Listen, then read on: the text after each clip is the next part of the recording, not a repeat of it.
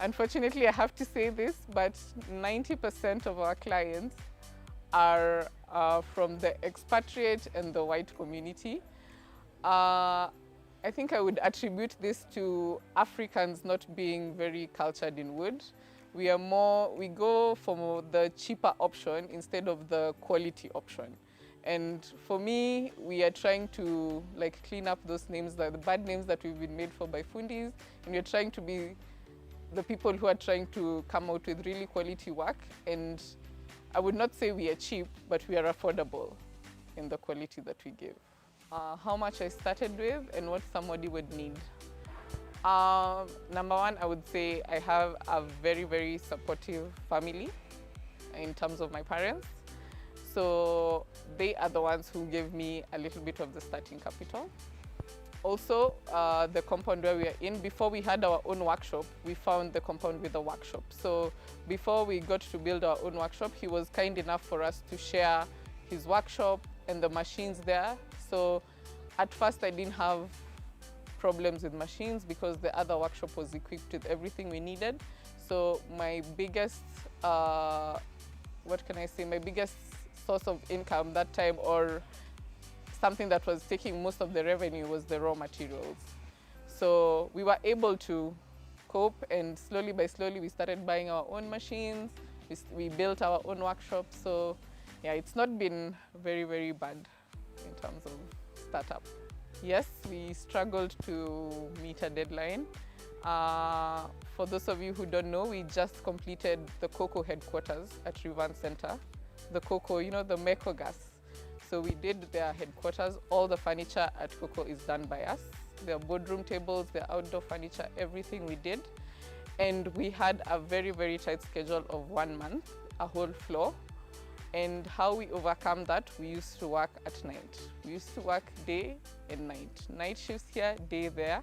Sometimes most of the things there were custom made.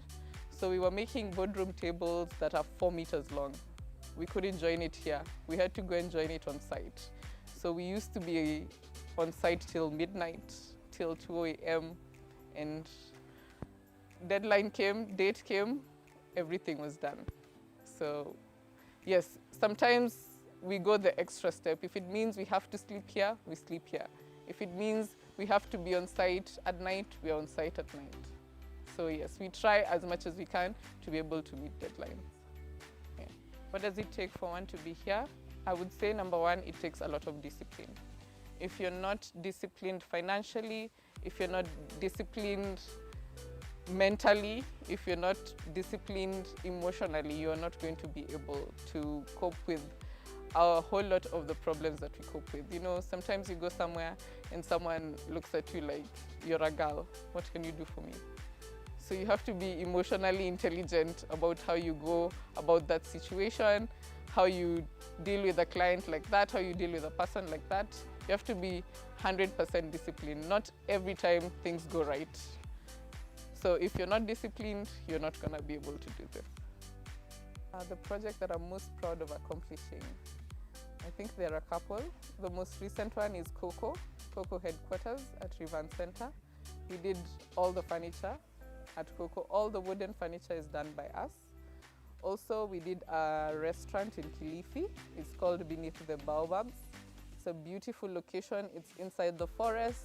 It's like an exclusive location. And we were happy to do the whole restaurant for them. So some projects that we get are a surprise and a welcome surprise at that. So those two projects are some of the projects that we really, really enjoyed doing. What I find rewarding about my work is the look on the clients' faces when we deliver. My best days are normally delivery days because I have seen this thing start to finish, from the time we are choosing the wood together, from the time we're laying out the tabletops, from everything. And I get to see this thing standing at a client's place, and the client actually looks at the product, is looking for mistakes, is looking for things, but he can't find anything. And I like to see my clients happy. So that is the most rewarding part of my job. How do I stay motivated when things go wrong? I think the dream that I have motivates me a lot. There's a company in Italy that I follow that has a waiting list. That you order something, you order a sofa, the sofa is going for 5 million shillings, and you are on a waiting list for a year. And you have to be on the waiting list, and you wait for that furniture piece for a whole year. I want to be there. I want to be there in the next couple of years. I want to be a furniture company that's doing a lot of quality work, that we have a waiting list and we have exclusive products, and we say we are only making this type of chair. It's one and it's 1 million shillings. So the dream that I have is what motivates me every single day. Even when things are not going as planned, I have a dream that I want to be able to fulfill by the time I'm gone.